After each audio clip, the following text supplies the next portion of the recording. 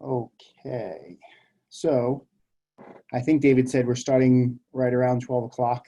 So I'm gonna kick us off. My name is Mike Steinberg. I'm the Vice Chair for Research here in the Department of Medicine. Couple quick announcements. Again, I also want to express my thanks to the Sudani Family Foundation for their generous support, which makes this Resident and Fellow Research Day and our awards possible. I don't know if they want to make some quick remarks. If you unmute yourself.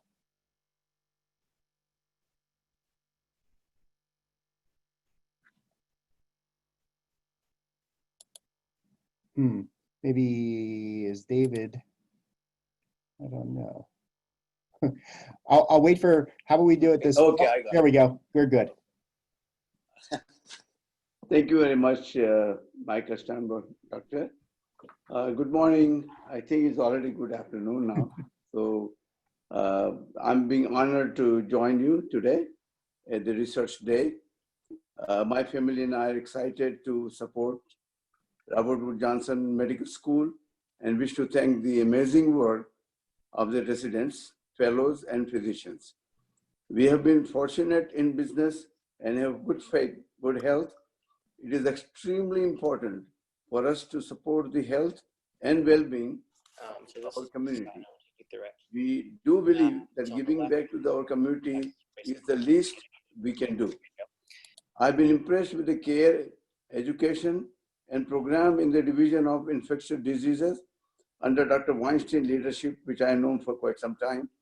We also wanted to support Research Day, which you are doing today, to help better the lives of our neighbors.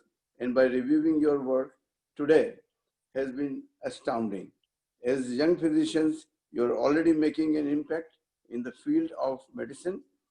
Please continue to learn, ask questions, and find answers as you go through your career. It is our honor to recognize the winners today with awards. On behalf of Sudani Family Foundation, I congratulate you and thank you for contribution to our community. Thank you very much. Thank you very much. That was wonderful. I just want to say that there were nearly 70 abstracts that were submitted to our review committee. And this is obviously in the face of this pandemic that we're dealing with. So we're all very impressed with the work of all of our residents and fellows for doing this wonderful research under the circumstances we all find ourselves in. The Resident Research Committee reviewed each of these abstracts and chose 4 research abstracts for oral presentations that we're going to hear from now. I'd like to thank the members of that review committee for their hard work. I also want to thank, we have a review committee of poster judges who are going to be judging all of the submitted posters that were just presented, reviewing them, and we're going to be announcing the winners of the poster presentations at some point when the review process is completed. The other thing I want to announce is there is a moment of silence that's scheduled for 1 p.m. for healthcare workers to recognize equities or equity, the desire for equity in healthcare and services in our communities of color. That's going to be at 1 p.m. So depending on our timing, I may rudely interrupt one of our presenters so that we can all observe this moment of silence. And now, let's see, I guess if David is back, I think he may need to share his screen or somebody to get the presentations available. Yara will share her screen. They're going to share. Okay, so let me just do the introduction. So our first oral presentation is Yara Patel. She's one of our fellows in infectious diseases, and she's going to be presenting on the initial experience with Tocilizumab for COVID-19 at Robert Wood Johnson University Hospital, inflammatory markers, clinical outcomes, and adherence to monitoring protocols. So Yara, I'll turn it over to you. Thank you.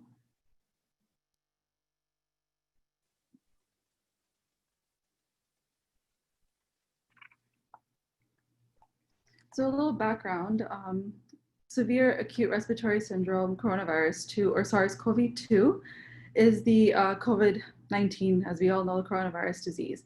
It's part of the Coronaviridae family. It's an enveloped positive sense single-stranded RNA virus. It was first identified in December 2019 in Wuhan, China, and rapidly spread to become a pandemic with over 6.5 million cases worldwide now. As we know, it can cause many severe complications such as extensive bilateral pneumonia, thrombosis, ARDS, and cytokine release syndrome. Cytokine release syndrome is mediated by overproduction of pro-inflammatory cytokines such as IL-2, IL-6, IL-7, etc. Interleukin 6 is an important cytokine believed to be involved in COVID-19 induced cytokine release syndrome, as it's an essential part for invoking the adaptive immune response. SARS-CoV-2 has viral spike proteins on its surface, and it uses the ACE2 receptor to enter the epithelial cells, which then activates the T lymphocytes and mononuclear macrophages. This causes a release of large amounts of cytokines such as IL-6, and it binds to the IL-6 receptor on target cells, inducing this cytokine release syndrome with severe inflammation in the lungs and other organs and tissues. This could potentially be curbed through a monoclonal antibody that targets IL-6 pathways. So tocilizumab is a drug. It's a recombinant humanized anti-human IL-6 receptor monoclonal antibody. The most common use for it is to treat rheumatoid arthritis. More recently, it has been FDA approved to treat chimeric antigen receptor or CAR T cell therapy induced cytokine release syndrome. So given this indication, tocilizumab is being used to treat COVID-19 induced cytokine release syndrome. Also keep in mind that it is a biologic agent, and so it increases the risk of latent TB activation, and therefore TB testing is very important prior to treatment. Thus far, we don't have studies to guide us for when to give tocilizumab, its anti-inflammatory activity, utility, and outcomes in COVID-19 patients. For our study, it was a QI study, and these are the objectives that we had. So first, we wanted to assess the pre-treatment IL-6 levels as an indication of appropriate use of tocilizumab and see how good our assessments are of a patient's state of immune activation. Next, we wanted to assess the pre and post-treatment inflammatory markers to see what happens to them when tocilizumab is given.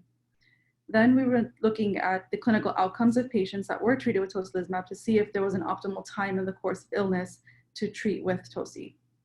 And finally, we assessed the T-spot testing to see if they were routinely ordered as recommended and if the results were appropriately followed.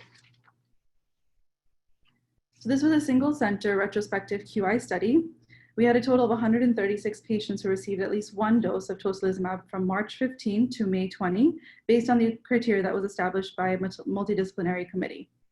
So patients were eligible to receive tocilizumab if they had symptomatic COVID disease for at least 7 days with worsening symptoms and had rising inflammatory markers suggesting development of cytokine release syndrome.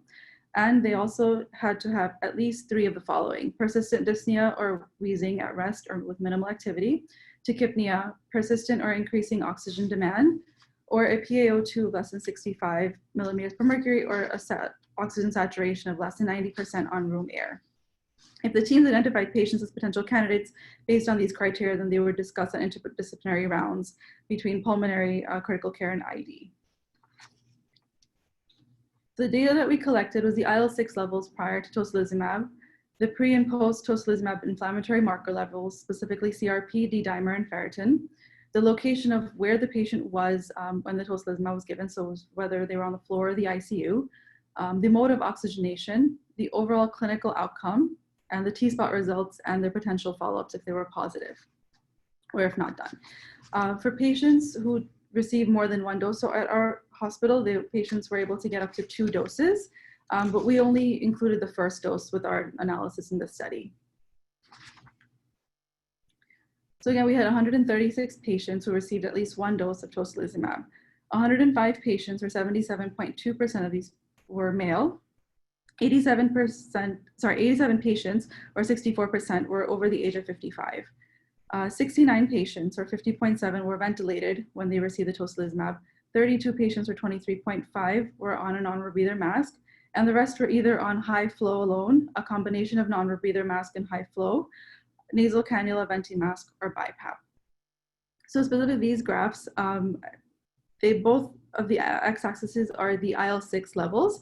The normal IL-6 is, per our hospital or per our lab is less than or equal to 1.8 picograms per milliliter. The y-axis will be the total number of patients that fell in these ranges.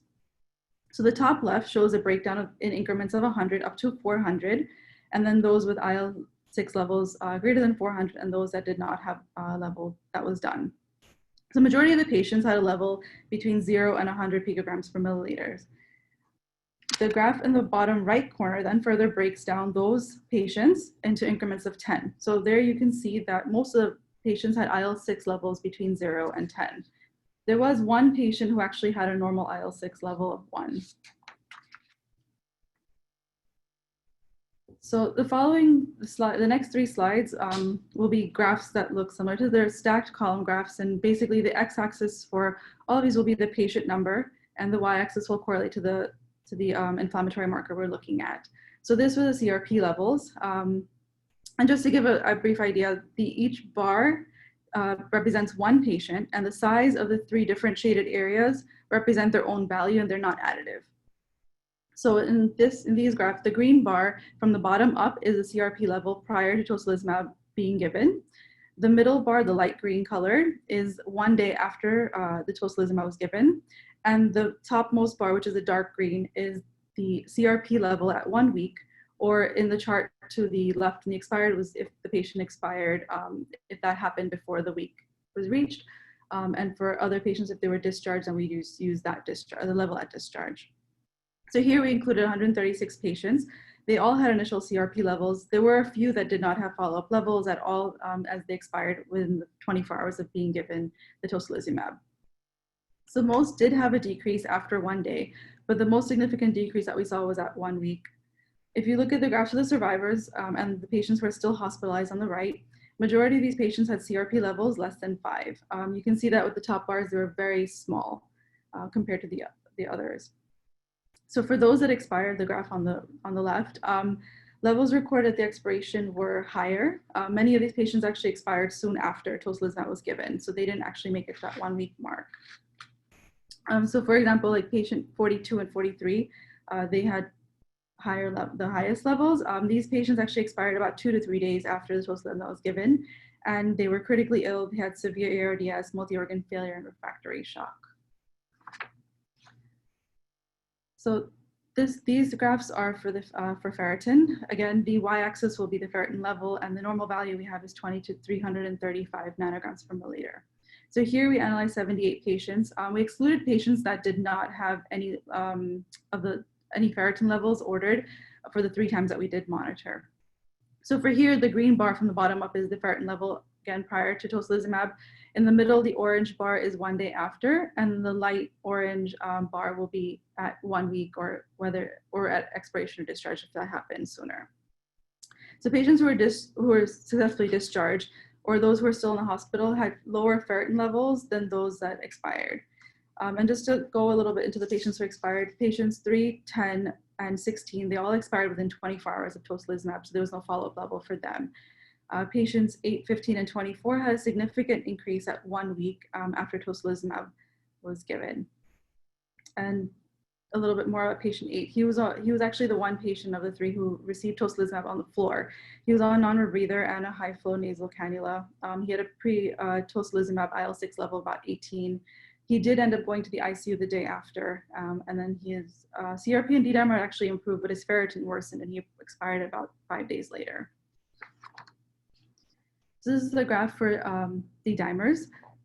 So the normal D-dimer is less than 500, and that's the D-dimer is going to be on the y-axis. So the light green bar from the bottom up is a pre-tocilizumab level. The darker green bar in the middle is at 1 day, and then the orange will be the bar that shows the level at 1 week or at discharge or expiration if that happened sooner. So here we analyzed 127 patients. We excluded any patients that did not have a D-dimer done at any of the 3 times we monitored.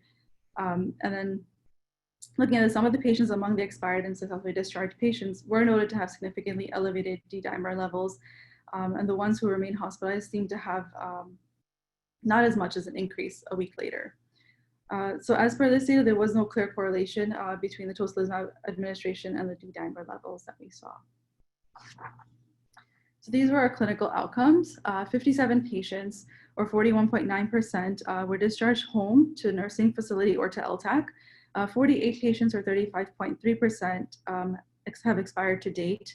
Of those patients who were still remain inpatient at the time of our analysis, 71% were in the ICU and 29% were on the medical floor. So this table shows the clinical outcomes based on where the patients were when the tocilizumab was given. So 34 patients received it on the floor and 102 received it in the ICU.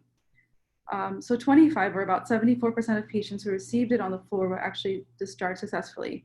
So we noted that they had a significantly higher survival rate. So these are our T-spot results. So the T-spot testing was supposed to be done or ordered before the tocilizumab was given, but the teams did not have to wait for the results in order to give the tocilizumab. So majority of the T-spot results were negative, 95 or about 70%. There were 3 positive results. One of the patients expired. One had a follow-up quantiferon, which was positive, and he was successfully discharged and was to follow up at Chandler Clinic as outpatient. And the third patient did have the quantiferon collected, but unclear why it was canceled by the lab, and there was no follow-up that was documented. We had a total of 38 patients that did not have results, or they were uninterpretable. So they were either borderline, they were invalid, canceled by the lab, or not done due to insufficient quantity, or they just were not ordered at all. So as we were doing our study, there's many questions that remain unanswered, and there's more questions that have actually come up. Overall, it's unclear how the pre-tocilizumab IL-6 levels correlated to the clinical suspicion for cytokine release syndrome, as we don't have established acceptable levels. We did note that the earlier receipt of tocilizumab prior to requirement of ICU was associated with an improved survival. Most of the floor patients had lower IL-6 levels at the time of treatment. Also, most of the patients who survived were successfully discharged. So their levels were less than 100. Actually, they were mostly less than 50. So this raised a question for us whether this means that the tocilizumab works better when it's given at a lower level of inflammation, or were these patients less sick and had a potential for better outcomes without tocilizumab. And the ability to assess the effect of tocilizumab on survival in the study was also limited by a lack of a control group. So it was also noted that 18 patients, or 13.2% of them, did not have an IL-6 level sent prior to tocilizumab, despite it being an important step in our hospital's protocol.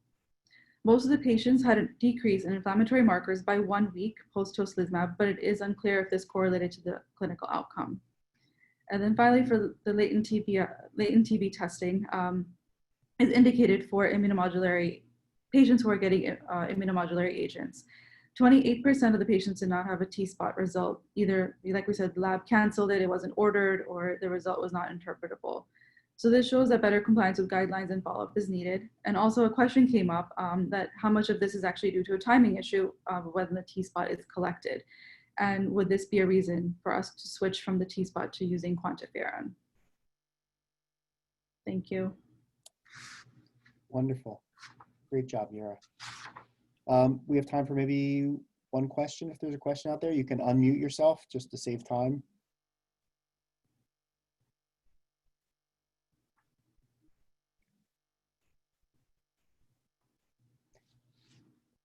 If not, we can also take questions at the end. I have a question, Mike. Yes, go ahead. So it would have been nice if we had IL-6 levels on people who didn't get TOCI to exactly say, right, whether the IL-6 levels at all make any difference in your mortality, or whether TOCI makes a difference in your mortality. Yes, we can. There's still more work to be done. So that is definitely something we'll consider to look into. Very good. Okay. Next, we have Jonathan Stoll. Jonathan's one of our senior internal medicine residents here, and he's going to be presenting on hypoxic index as a measure to determine the presence of prevalent hypertension in obstructive sleep apnea. So, Jonathan? All right. Working on it.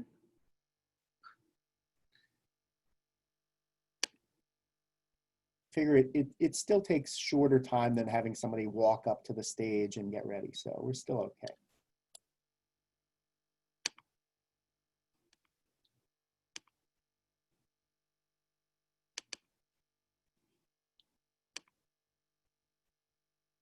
Can you see that? Yep, we're good. Okay. All right, guys. Again, my name is Jonathan Stoll. I'm one of the third-year residents here. So we're going to talk about hypoxic index and its relevance to prevalent hypertension in the setting of obstructive sleep apnea. So multiple studies have confirmed a strong association between the prevalence of hypertension and the severity of OSA. And that is determined by your apnea-hypopnea index, or AHI, which I'll be referring to throughout the presentation.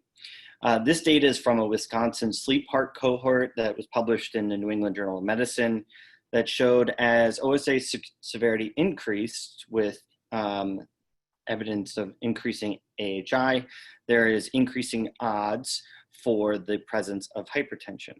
And that is at the most severe, or at an AHI of greater than 15, which would include moderate and severe OSA, you have about a 2.9-fold odds of hypertension in those patients.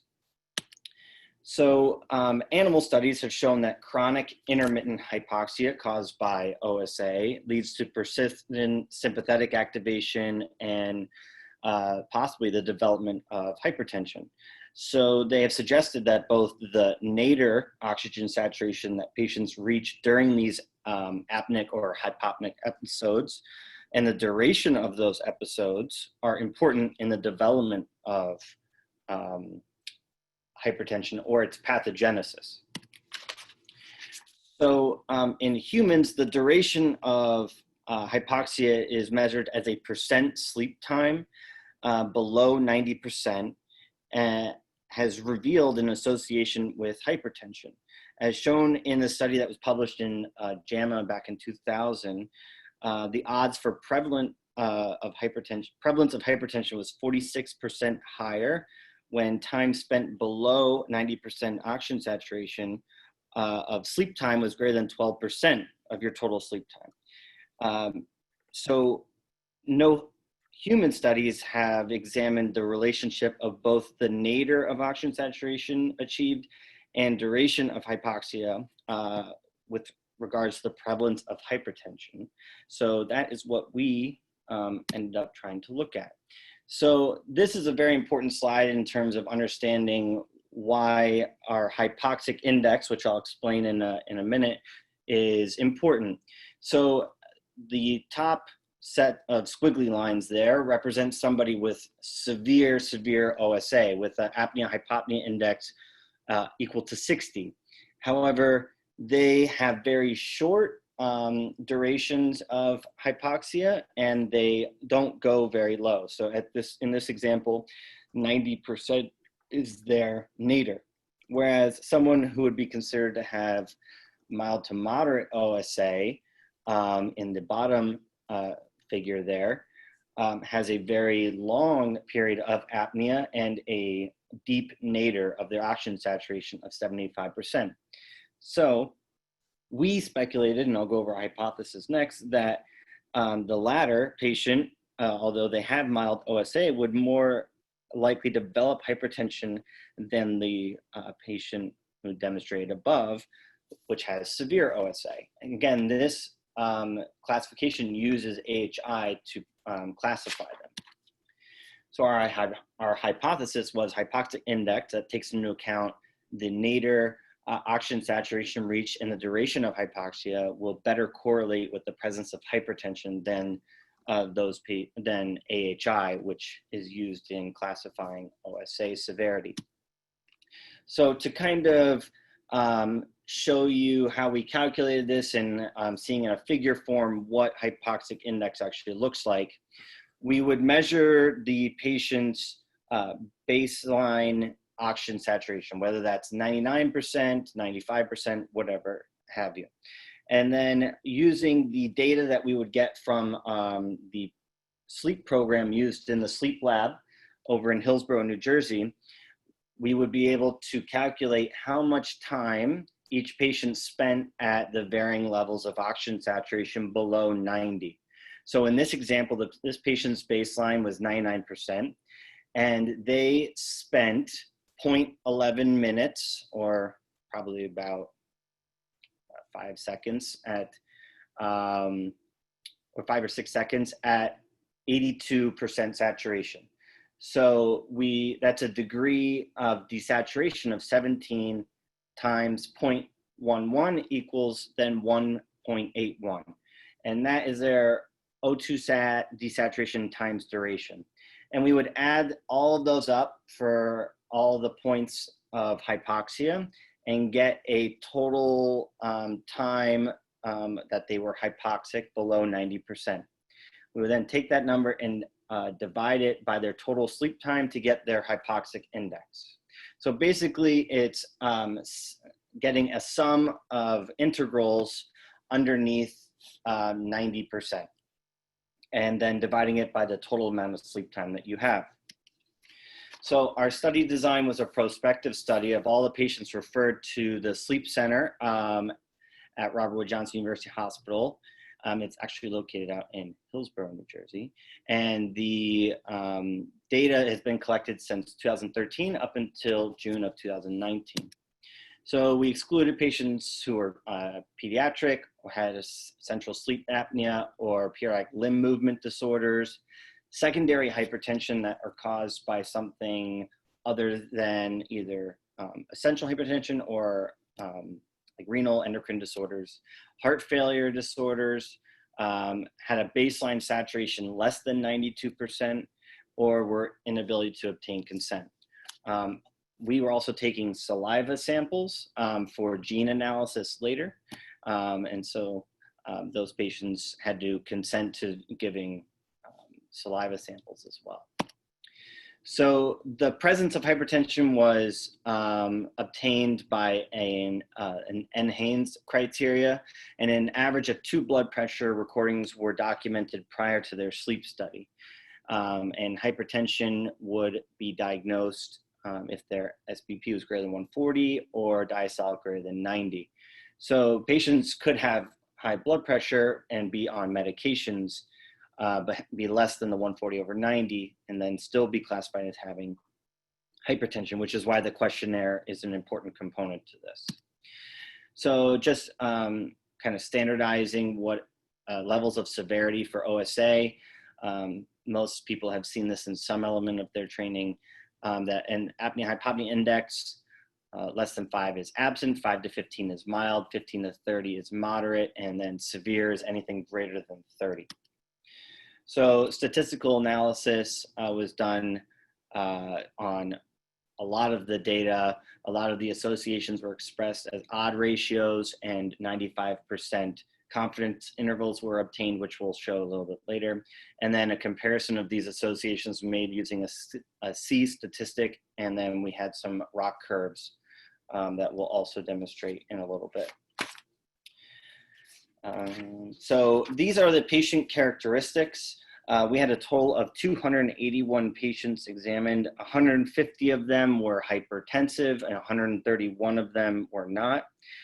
I want to highlight a couple areas of this graph because there's a lot here and we have a short amount of time. So I'm highlighting the significant associations as that patients with hypertension were statistically significantly older and had a higher BMI, which makes sense.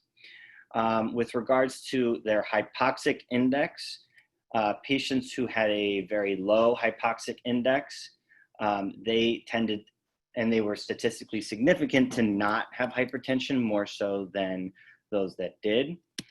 The patients in the top 2 quartiles of hypoxic index were statistically significant to have greater evidence of hypertension. And then going down into obstructive sleep apnea divided by that mild, moderate, and severe is that those without OSA, again, statistically were less likely to have hypertension, and it was only statistically significant in severe OSA that they would have more hypertension. So this is a graph that shows the association between hypertension and obstructive sleep apnea using AHI. So that mild, moderate, and severe OSA. And we adjusted for gender, age, and BMI in sequential order. So again, I'm going to try and highlight the key things here is that this arrow shows that as you go from unadjusted to adjusting for gender, there's no difference in their odds ratios, nor really the confidence intervals, which makes sense because gender doesn't, or we don't think, has too much impact on your ability to have OSA. When you begin to adjust for age, we lose statistical significance in the mild and moderate OSA, but we still maintain a 2.3 odd increase in severe OSA for hypertension. Now, when you adjust for gender, age, and then you add in BMI, you lose statistical significance in all classifications of OSI. And this is important because this indicates that there is such a strong association of BMI and OSA that when you try taking BMI out of the equation, you cannot isolate those independent variables to see if they are associated with prevalent hypertension. Now we go to a very similar looking graph, but this is the association between hypertension and our calculated hypoxic index. So same thing as before, that our gender and unadjusted data is very similar. When we adjust for gender and age, we maintain statistical significance with any hypoxic index greater than 0.29. And then again, with BMI adding in, we have lost all our statistical significance. And the same reason for why adjusting for BMI in sleep apnea, they are too strongly associated with one another that, again, it's hard to isolate an independent variable. But we feel that BMI is highly associated with a hypoxic index because obesity in and of itself causes a lot of extra thoracic pressure on the chest. And therefore, when you do have an apneic episode, you have lower lung reserve, so your oxygen saturation will go down faster and it will take longer to recover, especially when sleeping. So we calculated sensitivity, specificity, and predictive values for hypoxic index and apnea-hypopnea index. Now, you're going to look at very complicated sets of numbers at the bottom, but a threshold value, which is here and here for each index, was calculated by our statistician. Now, this complicated formula, basically you would use negative 5.22 and then whatever level of hypoxic index they had, you would place in the appropriate category. So for example, if they had a hypoxic index of 0.3, this parenthesis would be 0, this parenthesis would be 0.3, this parenthesis would be 0. Female, if they were female or male, if they were male, this would be 0. Their age and BMI, and you would get a threshold. The threshold was ran against a bunch of different combinations, and this was found to be the most ideal threshold to generate the best sensitivity and specificity.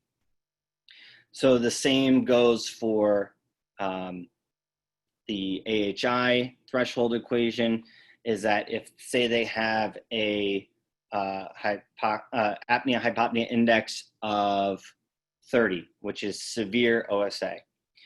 This would be 0, this parenthesis would be 0, and then this would be 30. Same goes female or male. Male would be 0 if this was a male, their age and BMI. And again, this threshold was calculated.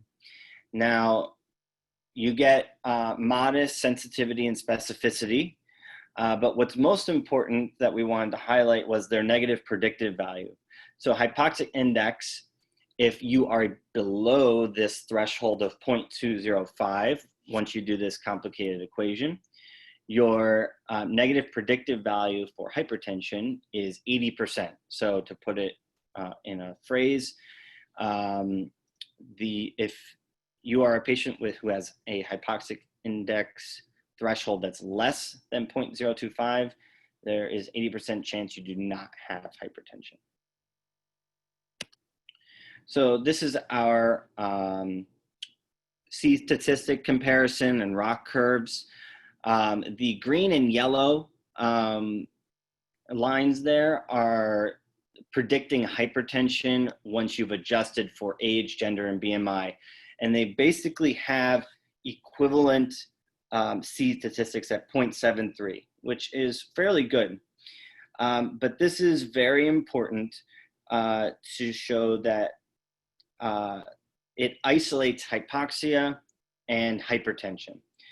So this shows that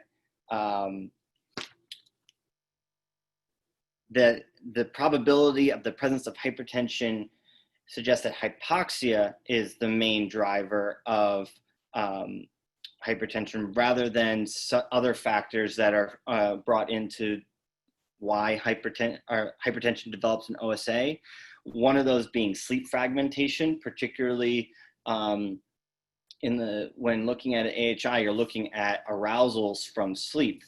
And so there are some, and that causes a sympathetic surge. So there's thought that your blood pressure goes up from that arousal during a period of hypoxia. But this particular graph shows that by isolating hypoxia with AHI and hypoxic index, that they basically predict the same thing. So the following conclusions. There is an increasing odds for the presence of hypertension and with increasing severity of the hypoxic index. Hypoxic index and AHI perform similarly at predicting prevalent hypertension. However, hypoxic index does a better job at predicting the absence of associated hypertension, given its high negative predictive value. Hypoxic index and AHI have a strong association with BMI, likely because of their strong association with obesity to sleep apnea. Remember, we lose a lot of our statistical significance when predicting prevalent hypertension once we adjust for BMI. And since both hypoxic index and AHI have the same probability for the presence of hypertension, this suggests that hypoxia and not other factors such as sleep fragmentation is the main driver of hypertension in OSA.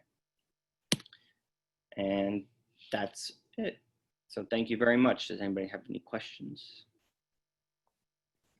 Thank you very much, Jonathan. So if people have questions, and we have time for questions, what I think I'm just looking at the clock, what I think I'm going to propose is we do questions for Jonathan's presentation. You can either unmute yourself or you can type questions in the chat box. I don't know if Yura is still with us. I assume she is. So when we're done with Jonathan's questions, I see there was a question added into the chat box that I didn't pick up on, so we'll go back to that. We'll do a next presentation and questions, then we will have our moment of silence because I don't want to interrupt our presenters as they're on a flow. So we'll do things that way. So questions for Jonathan on the sleep apnea presentation.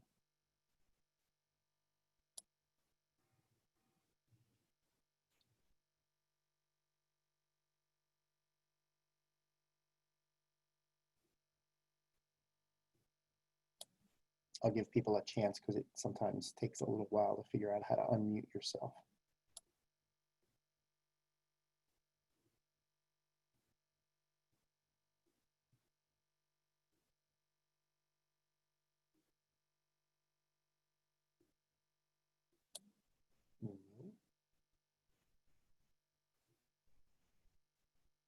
Okay. I'm going to, while you're thinking, I do want to go back. Yura, are you still with us? Yes. Okay, good. So there was a question in the chat box asking about comparison to steroids. Was there any, I guess, were steroids given at all during your trial, and was there any comparison there? We actually didn't look into that. That wasn't one of the factors that we were doing, but when we expand on it, we actually plan to look at more of these factors. Great. Any other folks, questions for Jonathan?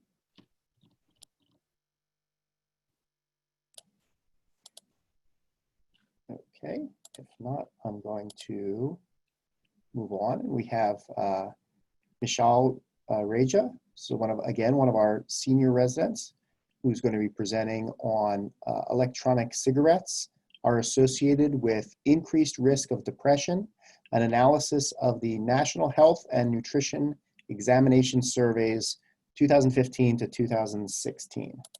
So I will turn things over to Mishal.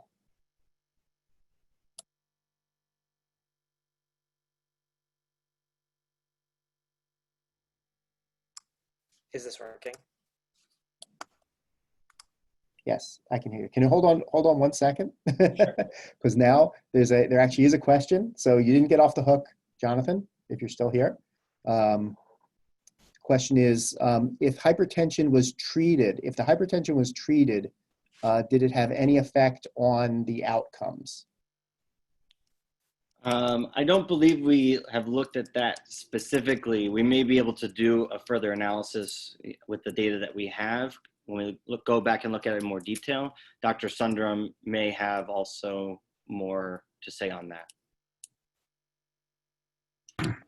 Oh, thanks, Jonathan. Yeah, I haven't looked at the data with treatment with antihypertensive, but that's a good question.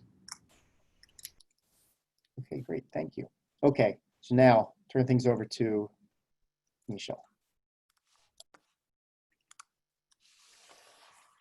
Thank you so much. So yes, it's electronic cigarettes are associated with an increased risk of depression. It's an analysis of the National Health and Nutrition Examination Survey from 2015 to 2016.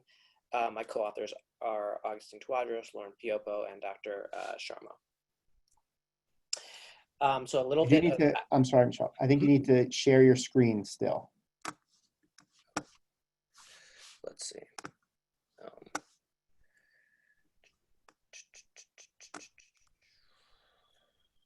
Okay. Okay. Got it. My apologies. Is Good. this? No. Perfect. And then just, yep. Yeah. Thanks, Jonathan. Okay. So for background, so e-cigarettes, also known as vaping, are nicotine delivery devices that contain varied concentrations of nicotine, toxic metals, and propylene glycol. So in the past decade, we've noticed a rapidly increase in use of e-cigarettes. So in the general population, it increased about 2.5 times, from 1.3 to 3.2%. We did notice that this increase was highly prevalent amongst the youth, less than 18 years old. So high school students since 2017 has used it. The use has increased from 11% to 23%. And middle school students just recently reported in 2019 that 11% of them have used e-cigarettes in the last 30 days. So most commonly, we in internal medicine do associate e-cigarette use with EVALI, which is an ARDS, clinical picture associated with e-cigarettes. But in this study, we're going to focus on mental health and electronic cigarette use. So we know that patients with mental health conditions have reported high prevalences of just cigarette smoking. So in one study, we found that they found that mental health conditions report 70% greater cigarette smoking than the general population. And in a prospective cohort, adolescents that smoked cigarettes had an increased risk of developing an episode of major depressive disorder. Schizophrenics had a 3 times higher prevalence of cigarette smoking compared to the general population, and patients with mental illness that smoke die on average of 25 years earlier than they should. So this led us to formulate the hypothesis that e-cigarette users were more likely to have clinical depression compared to those that did not use electronic cigarettes. So the way we went about doing this study was we used the National Health and Nutrition Examination Survey, NHANES. They had a questionnaire starting in 2015 called the Tobacco and Mental Health Questionnaire that assessed smoking status in the last 30 days. So they asked cigarette use, e-cigarette use, or both. And we assessed adults ages greater than 18 years old from the years 2015 to 2016 when this data first came out. And our primary outcome was moderate to severe depression, which we defined with a PHQ-9 score. So PHQ-9 is it's a assessment of depression, clinical depression, with a sensitivity and specificity of 88%. So the reason we use PHQ-9 score greater than 10 is because greater than a score of 10 to 14 is moderate depression. A score of 15 to 19 is moderate to severe depression, and the score goes up to 27. So 20 to 27 would be severe depression. And in total, with all this data, we had about 1,675 questionnaires. For statistical analysis, we used the student's t-test and Rao chi-square test for baseline characteristics. We performed a multivariate logistic regression model. The covariates that we used in this model were sex, race and ethnicity, education, poverty status, hypertension, and other available laboratory data. The p-values that we used to define the study was 0.05. It was two-sided, and we used SAS 9.4 to perform the analysis. So this slide is a busy slide, but I just want to take you through it. What it is, it's a graph about demographic characteristics among e-cigarette smokers. So on the left-hand column, we have demographics. So we have sex, race and ethnicity, education, poverty income ratio, which is an assessment by the Census Bureau of poverty status in the United States, and a poverty income ratio less than 1.3 is low income or poverty, between 1.3 to 3.5 is middle income, and greater than 3.5 is high income. It also assessed BMI and depression status. So in the first two columns, we divided it between e-cigarette smokers and non-e-cigarette smokers, and on the very right-hand column, we have p-values. So just to kind of take you through this, we're just focusing on the highlighted portions. So we see that e-cigarette smokers are more likely to be male. They were more likely to be Black. They're more likely to not have graduated college. They were more likely to be in the poverty income group.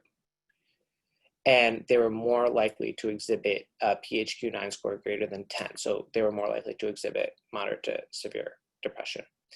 I want to just look at the BMI column right above depression status. So we do see that they were more likely to be obese at 42%. But if we look at the p-value, it's a non-significant p-value. We believe that the power of the study was one of our limitations. So it would be interesting to note in future studies with larger sample sizes whether that relationship is significant. But I do want to point out that that is not a significant result in this slide. The next thing we examined was the prevalence of e-cigarette users and cigarette users within our cohort. And we found that e-cigarette users encompassed about 2.5% of smokers in 2015 to 2016. Only cigarette users were 15.7%, and both e-cigarette and cigarette users were about 3.8%. And the majority of our cohort, 77.9%, were non-smokers, and the p-value for this trend was less than 0.01. The next thing that we examined was the prevalence of depression by smoking category. So just to take you through, the x-axis is the smoking status. The x-axis is depression, the y-axis is smoking status, and we go by non-smoker, cigarettes, e-cigarette, and cigarette use combined, and e-cigarettes total. So in this, we show that e-cigarette, so the prevalence of depression amongst e-cigarette users was 19.1%, which was the highest in our cohort. Of combined e-cigarette and cigarette users were 17.5%. Of cigarette-only users, the prevalence of depression was 15%. And of non-smokers, the prevalence was 4.4%. So that was significantly low. And the p-value for this trend was also less than 0.01. So again, a little bit of a busy slide, but I want to walk you through it because these are our primary outcomes. So this is our multivariate logistic regression analysis results, which examine the increased risk of depression with by smoking category. So on the left-hand column, we have smoking category, and also a stratification analysis with sex and race and ethnicity. And we report the odds ratios and confidence intervals on the right. So of note, we see that e-cigarette users, the odds ratio for clinical depression was 6.4, with a confidence interval that was significant. And we found this relationship to be consistent with both cigarette users and e-cigarette and combined e-cigarette and cigarette users. But it should be noted that e-cigarette users had the highest odds ratio, adjusted odds ratio. So on stratification analysis, I want to note that females were 60% more likely to exhibit clinical depression compared to males. However, if we look at the confidence interval on the right, we see that it touches 1. So it is a non-significant result. However, we do, just as I mentioned before, the power was one of our limitations. So we believe that with larger sample sizes and additional years with further data going forward, it'll be interesting to note if females are indeed more likely to have depression among compared to males. And in race and ethnicity, we did not find any significant results on that stratification analysis. So strengths and weaknesses. So the weaknesses primarily is it was a survey-based cross-sectional analysis. The sample size was only roughly about 1,600, which is small for an epidemiological study. We could have used additional confounding variables. So there are confounders that affect both cigarette use and mental health, such as cancer, diabetes, coronary artery disease. And going forward with larger studies, we believe that that data, if available, should be adjusted for. And it was only a single year analysis from 2015 to 2016, so we weren't able to analyze trends. However, in terms of the strengths of this study, e-cigarette data is very new and it's just coming out. So we were able to capture one of the first studies on mental health and e-cigarette use in the literature. And we also used the PHQ-9 score, which is a validated score to assess for depression, so we can rely on the data that we presented.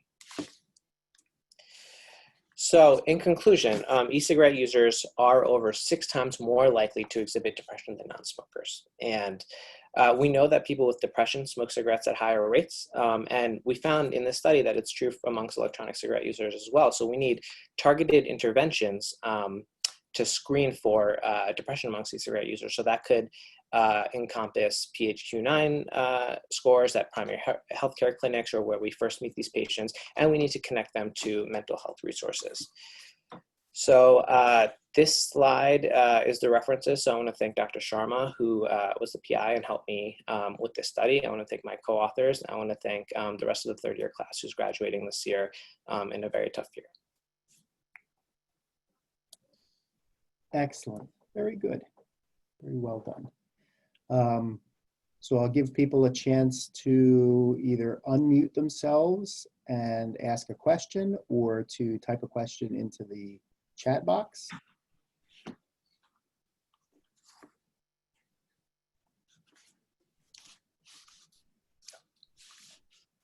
While we're waiting, I can ask a question. Did you know, the people who were exclusive e-cigarette users, do we know if they were former cigarette smokers or never cigarette smokers? Do we know anything about that? So we do. So there were 2 questions, one that assessed use in the last 30 days and one that assessed use in the last year. So we were able to actually see smokers who were just electronic cigarette users, which is why the sample size for both combined electronic cigarette users and cigarette users were so small, because there wasn't a large population that actually did use both. It was almost exclusively that. But going forward, it was only stratified by 30 days and 1 year. So I think that in larger sample sizes, those are questions that's going to have to be asked, because some people definitely use, electronic cigarettes maybe greater than a year ago. But yeah, that's something important to note for sure. Great. And there's a question. Did you control for whether socioeconomic and educational level caused depression and subsequent e-cigarette use? So we did control for those variables as to whether they caused depression. We did not control for those variables as to whether they resulted in subsequent e-cigarette use. Yeah. Other questions from the audience?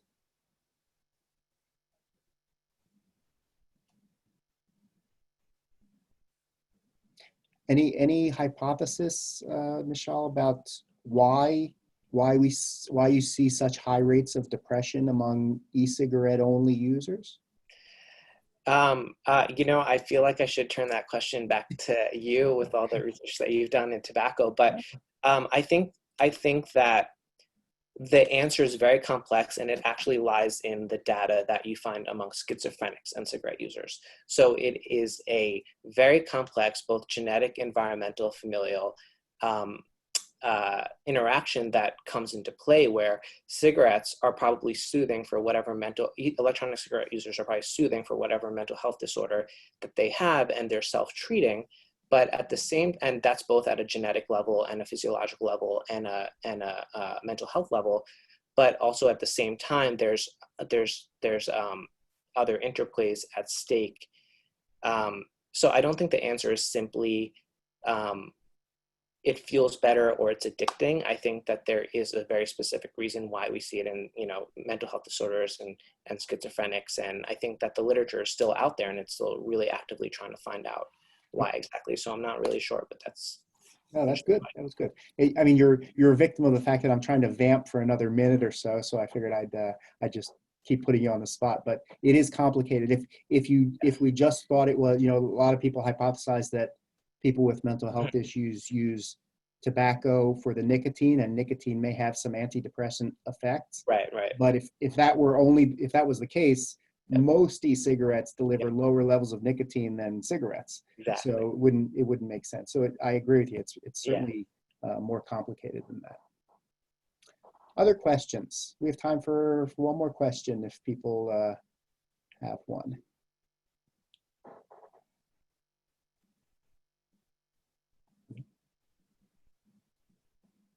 Okay, well, you did a great job. Excellent. So what I thought we would do is, as I mentioned, there's a, I'm going to actually just pull up here since I have a minute. There's a national, healthcare workers wanted to show their support for the issues around racial inequality that our society is facing. So at 1 o'clock, which we're just about coming up on, healthcare professionals across the country are participating in a moment of silent reflection and commitment to improve the health and safety of people of color. And as my clock is just now turning 1 o'clock, I'd like us to take a moment of silence and reflection on the racial inequities we have in our society.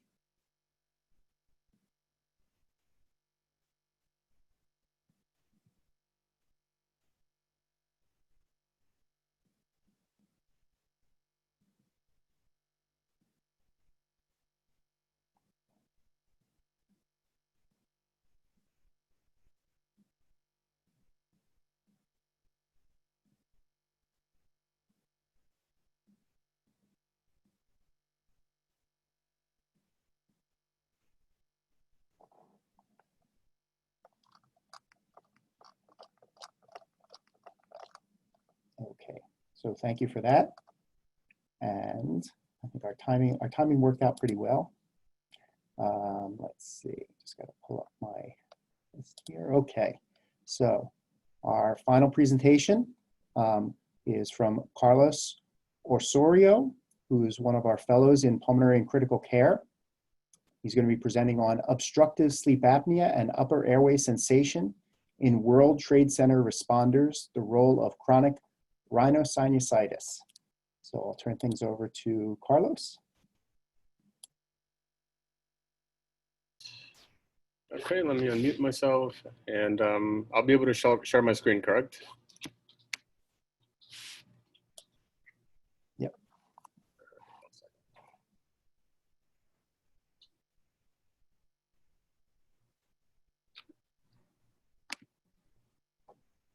Very good.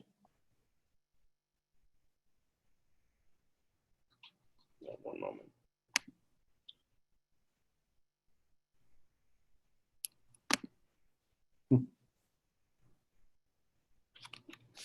Okay. All right. So this is a research project where we worked with the World Trade Center responder population.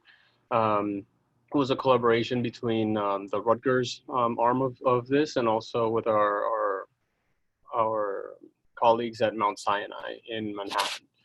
So it was a lot of people that put a lot of work into this project. Funding from the NIH as listed here.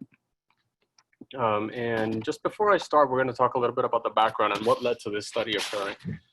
So I want to start here by looking at the top right in this graph here, which is essentially the type of phenotype or the person we think of most commonly when we think of patients with OSA. And there'll be patients who are obese with a highly collapsible airway. But the point of this graph is to show that that's just part of the picture. There's other reasons for people to have OSA. Think of those patients who don't look like the classic individual with a thick neck. Why are those people having the diagnosis of OSA? So the obese phenotype will be about 44% of the overall population, but about 56% of patients will have OSA due to other causes, so non-anatomical traits. And these are kind of summarized here, and we'll refer to this graph as we go along. But in the yellow box, we can see patients with a low arousal threshold. So meaning it doesn't take much for them to wake up. It doesn't take much of a desaturation or a disturbance in their breathing pattern to lead to an arousal. Patients who have poor muscle response would characterize patients who have, for whatever reason, an inability to stiffen the muscles in the upper airway, the muscles that we keep stiff while we are awake during the day. They lose that ability even more so at night while they're asleep. So for some reason, there's a deficit in that response, and that'll be the focus of what we study here. And then lastly, there is the high loop gain, which is a term borrowed from engineering, and one of the analogies to explain it is essentially like a thermostat that is, I guess, reacting too strongly. So it'll be these more pronounced swings in response to alterations in breathing patterns at night that lead to the arousal. So looking a little bit at OSA in our population. So overall, OSA is prevalent in about 5 to 20% of the overall population. But in World Trade Center responders, this number is much bigger, 75%. So very, very big difference. And it's important to note that the responder population, the World Trade Center population BMI is about 29. So these are not very overweight individuals. So the question is, why are these folks having the OSA? And we really need to focus at the non-anatomical reasons and consider those strongly in understanding the OSA disease in this population. This is a population that was exposed to very significant and known irritants during the time of the 9/11 attacks in the form of calcium sulfate, calcium carbonate. And these are known irritants known to cause coughing, sneezing, irritation to the mucous membranes of the nose, the throat. So all of these are the things that likely contribute to CRS. These are patients that, like I said, were without a mask and did not have symptoms of chronic rhinosinusitis before this exposure. So this would have been their sentinel event.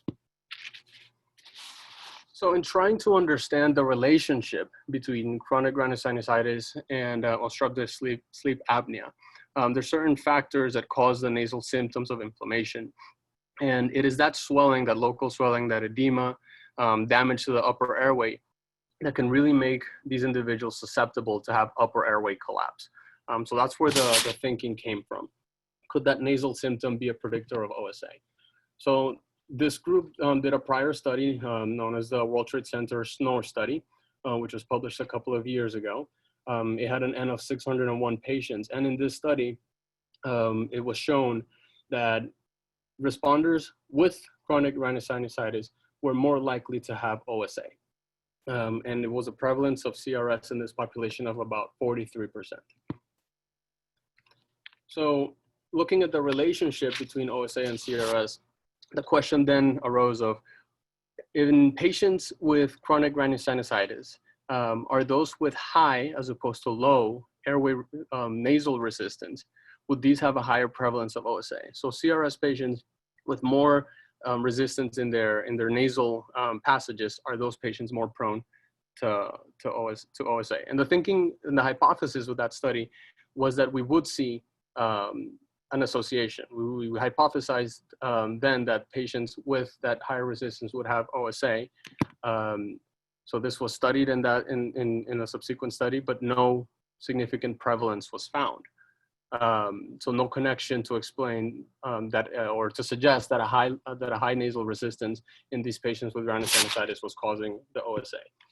So that rules out a part of the pathway there. So again, we're trying to find out what is that connection between these patients with chronic rhinosinusitis and is this what's causing, and what about it is causing the OSA?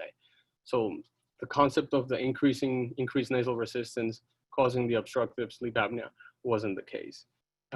So with that, then we look back at this graph and make another hypothesis to try to understand why we're seeing this connection. So looking specifically at the muscle response, so the ability to keep the upper airway stiffened to prevent collapse, we focus here, and this is now getting into what this study is about, is we focus on the upper airway afferent nerves.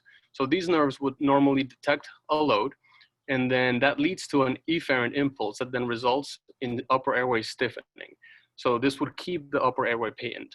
If there's any impairment in that afferent limb, that part of the reflex would immediately have an issue perceiving or processing any upper airway load, and then that would lead to failure in that stiffening, and then that would lead to collapse. Now, we know from prior studies, anesthesia has published that anybody with a sensory impairment from the anesthetics, that has been demonstrated to cause a loss of tone in the upper airway. So here we're thinking if there's any damage to the afferent nerves, either in the form of neuropathy, fibrosis, or causing the reduced upper airway sensitivity, that will lead to impairment in the ability to stiffen the airway. And this would have been damaged from those prior exposures. So that's what we're looking at here. And we're trying to physically test the sensitivity of the upper airway. So actually test how sensitive the upper airway is in these World Trade Center responders and compare what the sensitivity is when we look at subjects and the relation and whether they have OSA or CRS or both or none. So here we hypothesized essentially that those that have both CRS and OSA are going to have the most decreased sensation. And those who have neither of these, so subjects, World Trade Center subjects that had neither OSA or CRS, are going to have, I guess, the best sensation or the least decrease in their sensation. And then indeterminate values for those who have one or the other. So we recruited 157 subjects. Our initial goal was 200 subjects. We recruited 157. This was cut short by the COVID pandemic. And this was recruitment that occurred here at EOC at Piscataway with Rutgers and at Mount Sinai and the Manhattan campus. We looked at subjects and categorized them into whether they had OSA, and this was judged by the definition of an AHI more than 5 or an ARDI greater than or equal to 15 with an N of 138. And we confirmed their diagnosis of OSA either with a recent polysomnogram within the last 6 months, or if they didn't have one, we would do a home sleep test and confirm that diagnosis. And then for the rhinosinusitis, we had patients who had symptoms only post 9/11 and had carried these symptoms for more than 8 weeks. And we used a validated questionnaire to determine their status. We excluded patients who had been on recent CPAP use, and also reduced any patients, also excluded any patients who had any conditions or factors that could lead to any impairment in upper airway sensation. So head and neck cancers, upper airway surgery, stroke, CHF, diabetes, thyroid diseases, and neurological diseases like Parkinson's. So what did we do? We had a tester that didn't know about the subject studies, and to actually test the sensitivity of the upper airway, we did two tests. One is a 2-point discrimination test, and the other one was a vibration sensing threshold test. And we had the subject sit across from the tester, open their mouth, and physically tested the sensitivity lateral to the uvula, encircled there by the by the uppermost circle, for 2-point discrimination, and then for vibration threshold, we tested at the anterior tonsillar pillar, and these were done bilaterally. What did we use? So we used the 2-point discriminator discs, which were, obviously those can be used in that way. They were fashioned into a different range of sizes and eventually mounted onto a metal rod. And that was inserted to the mouth. And then for the second measure that we used, the vibration testing, we used this device here, which was mounted on a rig. And the subject would be sitting where we see on the left there on the chin rest, like for an ophthalmology exam. Our system essentially consisted of looking for what their threshold was for 2-point discrimination. What was the smallest size where they could tell the difference between 1 or 2 points touching them. And we tested initially the dorsum of the hand and the lower lip as controls for acclimatization, and then our actual testing side of the soft palate. And for vibration threshold, we gave rising signals of vibration and in the same locations essentially, and wanted to see at what point the subject was able to feel it, to feel the input that we were giving. So here's what we found. We tested a total, recruited a total of 157 subjects. The mean age was 57 with a BMI of 29. So again, this validates that these patients are not obese. We had 73% of the patients who were OSA positive and 50% which were CRS positive. Now, this is interesting because as far as OSA numbers and CRS numbers, it matches what our original cohort from the World WTC SNOR study had shown. So we had set 75% there. This is 73 here, and then 50% is pretty close as well for the CRS. So we're again validating those numbers. And for population here, it's important to note that the median AHI was 6.8 with a mean of 11, and the median respiratory disturbance index was 17. So important to note that part, since it's their AHI number is not quite as high as the moderate, the severe category, the moderate categories. So analyzing what we actually found here, we have groupings of the subjects into whether they have OSA and CRS, one or the other, or neither, all the way to the right with yellow. We're seeing here not much of a difference, or no statistically significant difference in these whisker plots for 2-point discrimination across any of the groups. For vibration threshold, we also see no difference, no separation for these groups.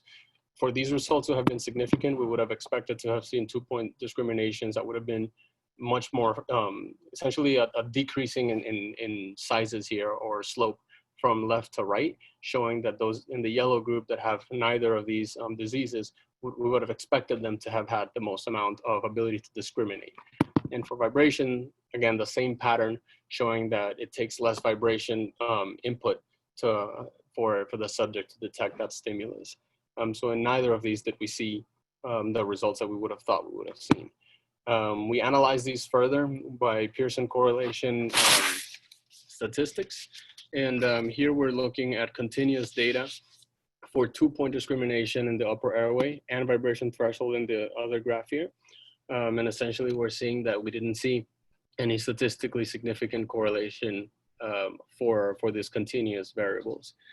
And lastly, we also did linear regression analysis here, adjusted for age, gender, and BMI, looking at OSA and CRS grouped by whether, yes, they had OSA and CRS, or no, they didn't have it.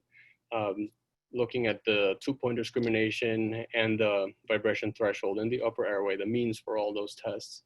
And we didn't see any statistically significant findings here as well. So in conclusion there, we saw there was no impairment in upper airway sensitivity in these subjects with either OSA, CRS, or both within our cohort. Important things to discuss here are we know from prior studies that have used very similar methods, now not in our population, in different population, that there is a decrease in sensitivity found in patients with OSA. Now, these were patients that had a very different type of OSA. They had severe OSA, where that's not our patient population here. We had an AHI of 11 and a mean of 11 and an AHI median of 6.8. So very different. Some limitations to the study. One of the more salient ones is the fact that we were initially had a recruiting target of 200. So could we have some element of underpowering in our analysis, given that we recruited about 75% of what our original target was? So that's something to consider. And additionally, another potential limitation is that we're comparing the sensation amongst all subjects who all had the same exposure to the debris on the day of the attacks. So would things have been different if we would have had a controls group that had zero exposure and compared across those? So those are things to consider and may still be considered going forward after the COVID situation is under better control. So where does that leave us now? Since we had the prior connections that we're trying to sort out, and we're not seeing evidence of a specific cause at this point. We looked at the poor muscle response and didn't quite see something there in this study. So now we're looking at lower arousal threshold and the loop gain. And these are studies that are currently underway to see if we see any kind of explanation there for the connection between CRS and obstructive sleep apnea. Thank you very much. I'll take any questions at this time. Excellent. Well done, Carlos. We do have a question. So the question is, did you look for nasal allergy in these patients? Did we look specifically to see if the patients had allergies before? Nasal allergies? Well, we had the questionnaire of the CRS questionnaire, which essentially it was a 12-item questionnaire that is looking at all the symptoms that would have been seen in patients with nasal allergies. Things like blocked nose, like all of the typical symptoms that you have in patients who have nasal allergies. So I guess in a sense, yes, we did have that. Now, the patients that had these symptoms, they would have had the symptoms post 9/11 exposure.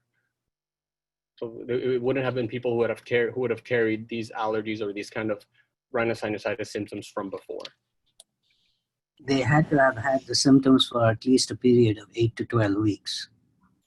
So that kind of says that, if you had acute symptoms, you were not included in the study. Gotcha. Very good. Other questions from the audience, either unmuting yourself and asking a question or typing a question into the chat box.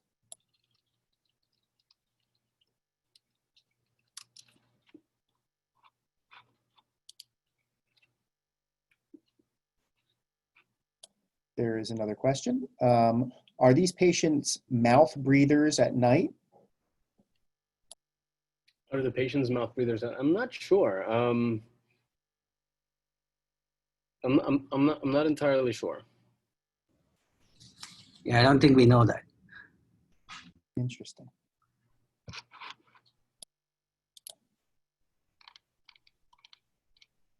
Excellent. All right, very well done. So this will, I believe, bring to a conclusion our 21st Annual Resident and Fellow Research Day. I want to thank a number of people. Again, really want to thank the Sudani Family Foundation for making this all possible. We really appreciate it. I want to thank all the trainees, residents, fellows for all your hard work in producing some really high quality research, considering everything that's going on around us. Really did a great job, and the number of submissions and the quality of them is very impressive. I want to thank the faculty mentors for all of these trainees. for whom these presentations would not have been possible. All the hard work, all the back and forth, the wisdom, the corrections, the practicing, I'm sure that went on. So thank you to all the faculty. I want to specifically thank Dr. Sharma and Dr. Cohen for helping organize all of this. I want to thank all of the educational program directors for pulling this together. Most importantly, probably Rachel Stewart and Peggy Morgan from the residency office, and the folks who are administratively involved in all the fellowship programs for kind of pulling this together, especially in this format, which is something we've never had to do before. So much appreciated. This was truly a team effort to make this happen.